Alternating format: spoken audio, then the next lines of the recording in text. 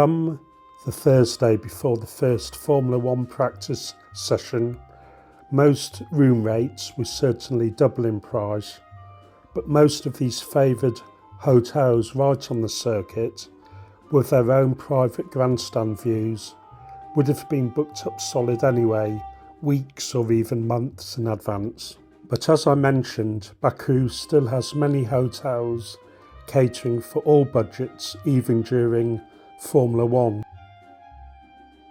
But do bear in mind, many of the older buildings, especially those that have been converted into hotels, do not have lifts, and bad drainage, again in the older properties, is probably the most common cause of customers' complaints at present.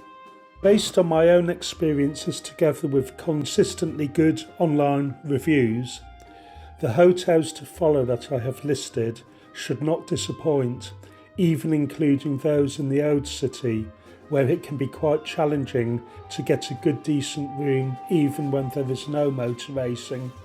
And trust me, if you can get any of these places for €150 or less per night during Formula One, anywhere in town, grab it with both hands. If there's two of you sharing the cost, well, we are not really talking a big amount of money.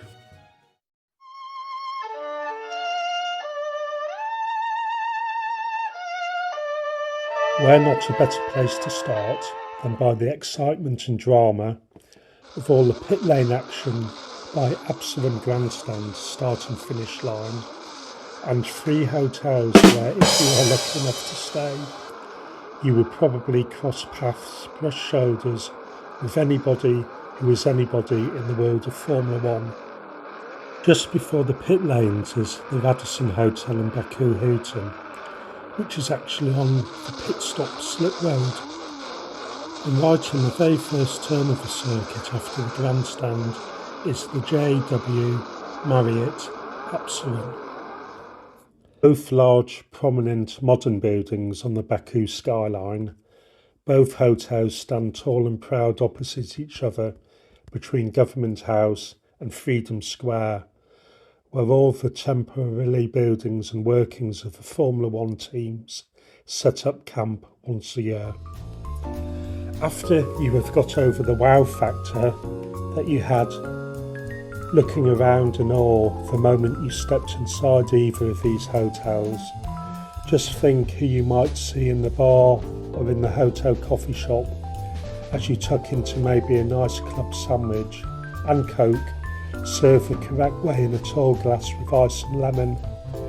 And who might be there too as you do your usual early morning 20 lengths for the pool at the JW Marriott, or who may be running next to you on the running machines in the Hilton Fitness Centre, also with great views of the pit stops and circuit below.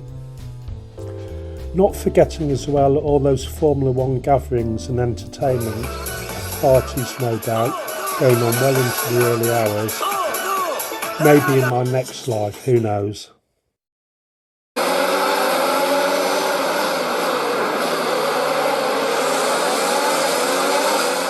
Even if you are not a Sky Sports presenter or work for Ferrari is how you say it. Do not despair. Here's some hotels close by, from very good to excellent, for you to pick and choose.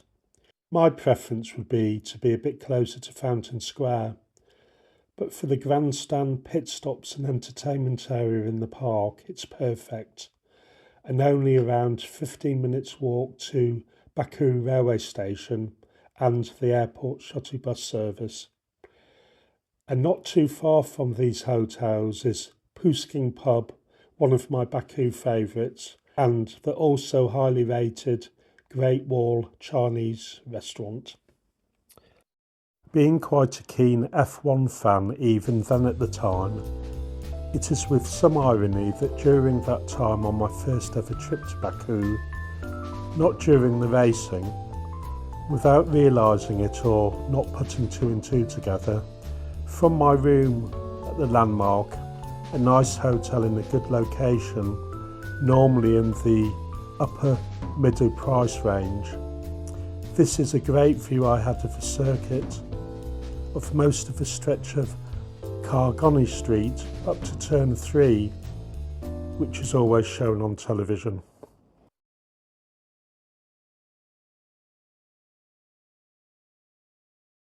Crossing the circuit by the National Library part of Soho Gardens, this bridge, if you enjoy walking, exploring, provides a handy shortcut, if you like, between Fountain Square and the areas around the railway station.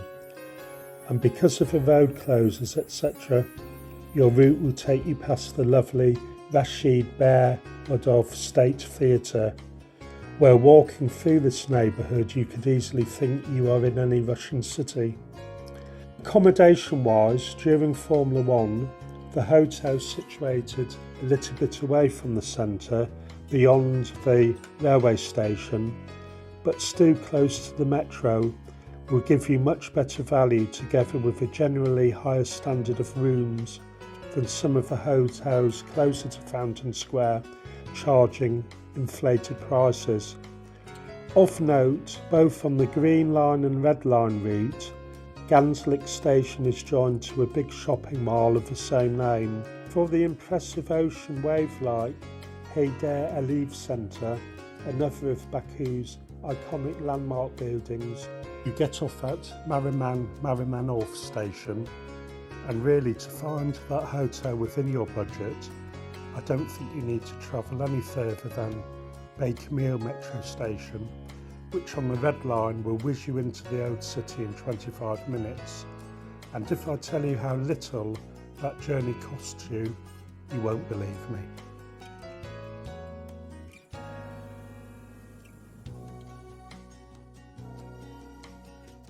Situated between turns 3 and 4 on the circuit, opposite Soho Park, this is the station you get off at for Fountain Square, Nizami Street and the grandstands on Neftchila Avenue.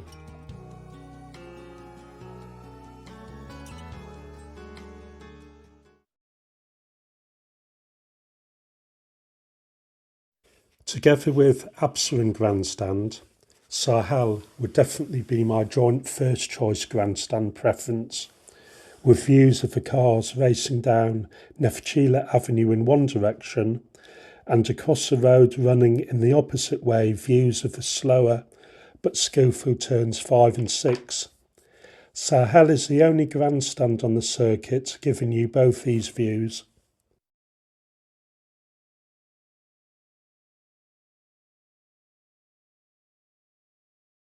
Remember the chap earlier trimming the hedge and the man sitting reading his newspaper, seemingly totally oblivious to the race? White Fountain Park, a bit of the south of France here in Baku, and absolute paradise when the sun is shining in this little oasis of lovely fountain gardens and nice restaurants right on the corner of turn 7, where the noisy cars anticipate that next important turn ahead. Just a step away from Mugam Grandstand, opposite, a spot of lunch here perhaps, or a cappuccino and a slice of cake, sitting outside in the sunshine awaits. And what a world away from that overpriced, overrated John's Burger and Chips or Savoy, such boring circuit in my own country, where if there is a heavy downpour of rain, even in July, you are fucked. Behind and beyond is a start of other streets with many restaurants where I can truly say I have never had a bad meal in what is probably Baku's most ground zero, busiest tourist spot. And as you walk further in, the sheer amount of pubs here will surprise you. And while we were here, I could not mention 4 exceptional places to eat amongst the already many good restaurants and bistros, all close to Fountain Square.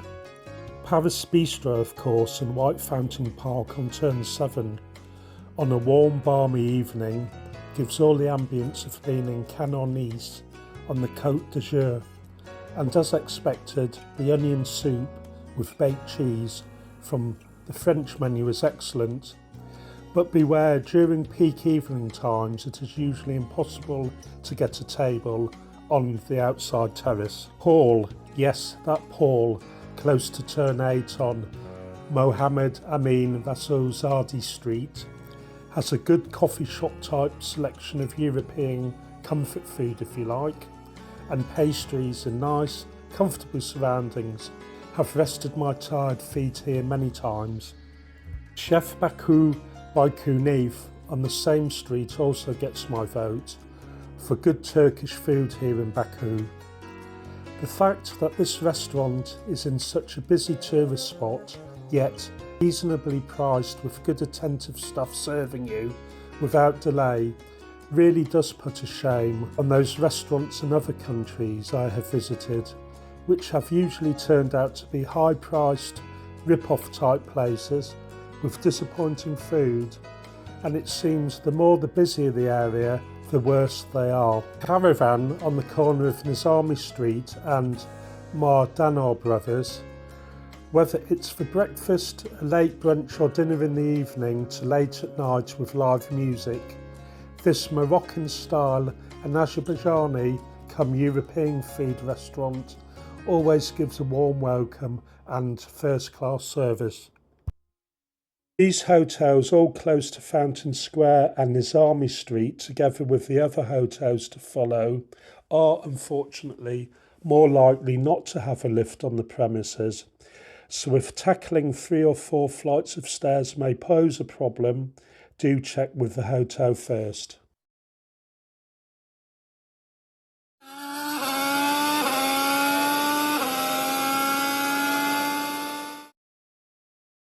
This grandstand is the closest to Fountain Square and Nizami Street, which you have probably gathered by now is a very long street.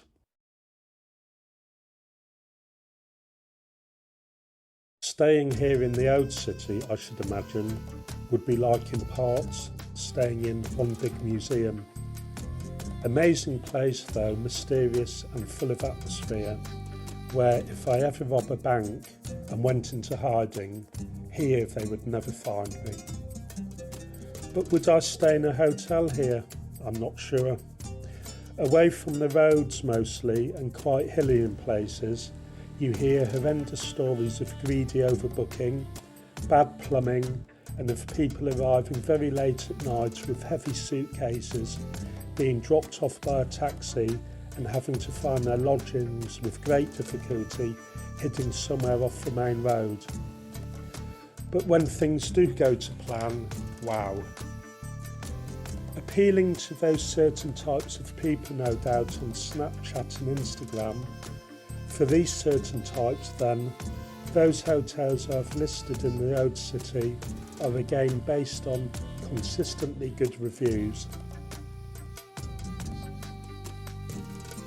Standing room only, with all my fellow Formula 1 fans, this was my hood where I took most of the videos. Just a short walk from Içerişehir metro station here, where just outside there is a handy pedestrian tunnel to get you to the other side of the street. The very quirky, eccentric inside Tezbay Russian Azerbaijani bathhouse is worth a visit to get a full physical reset on your body's aches and pains. Many combinations for you to purchase, including sauna, steam room, massage and body scrub, for you to come out of there feeling extremely good, which I can vouch for. It's one of the best of the several hammams in Baku.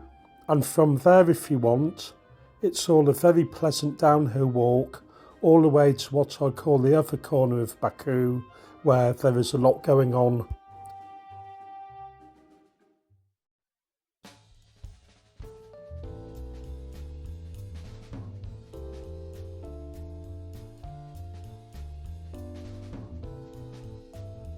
Starting from around here, turn 16 of the F1 circuit, or Asnif Square just opposite the Four Seasons Hotel, is Mini Venice. Not really my cup of tea. It's a nice walk through morning. Are you following? Excuse me. Are you following me around?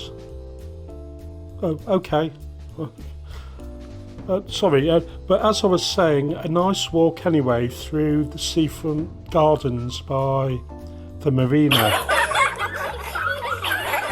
The well-visited Azerbaijan Carpet Museum, designed on the outside to look like a rolled-up carpet, which, despite being one of those lovely, hot, still afternoons where I would have preferred to have just sat outside somewhere with a real cup of tea, I won't say I was exactly dragged inside this museum, but by the time we came out, I thought the 10 manat entry fee was worth every penny. Exquisitely made and worth millions of dollars, these carpets and rugs so beautiful to the eye. Some exhibits even had me returning for a second or even third look. Just look at the detail here of the white hot flames coming from this rig.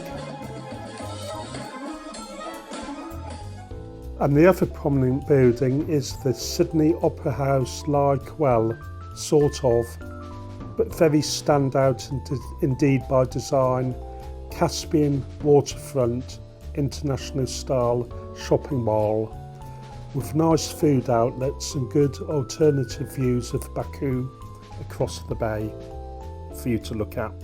But my favourite bit in this part of town is the funicular train, which for only 1 manat takes you all the way up to the panoramic viewpoint, the next best thing I thought to the view you get from the TV tower. So if you are afraid of heights, this is the best place to bring a camera.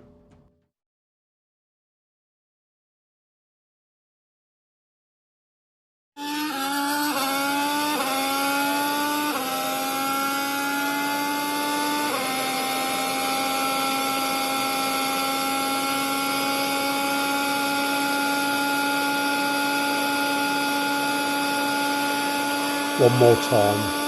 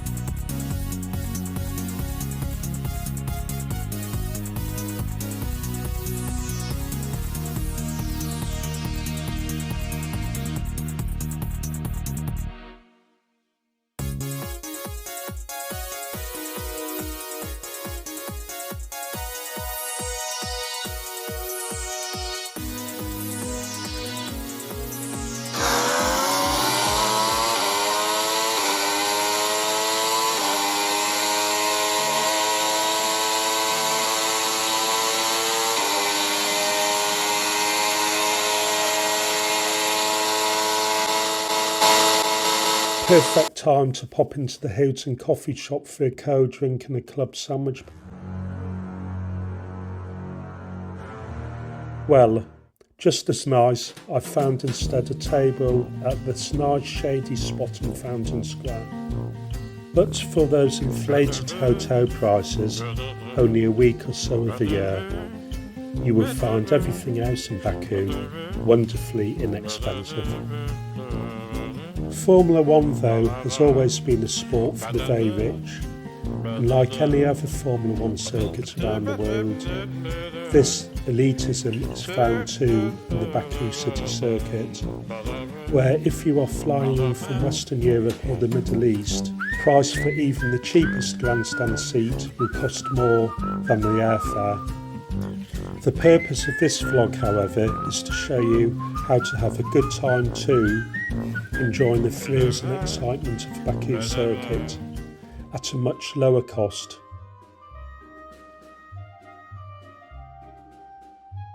Which is easier to do now than ever, especially with the low-cost airlines now flying this route. Stay a little bit out of the centre.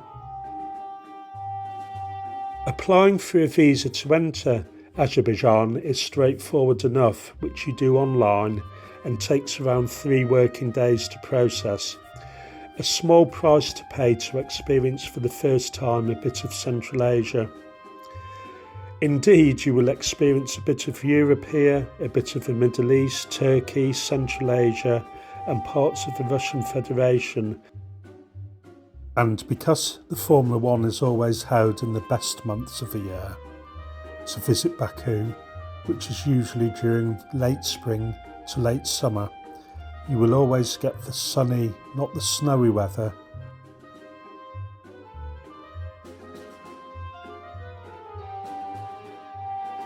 And may even find yourself spending a day at the beach.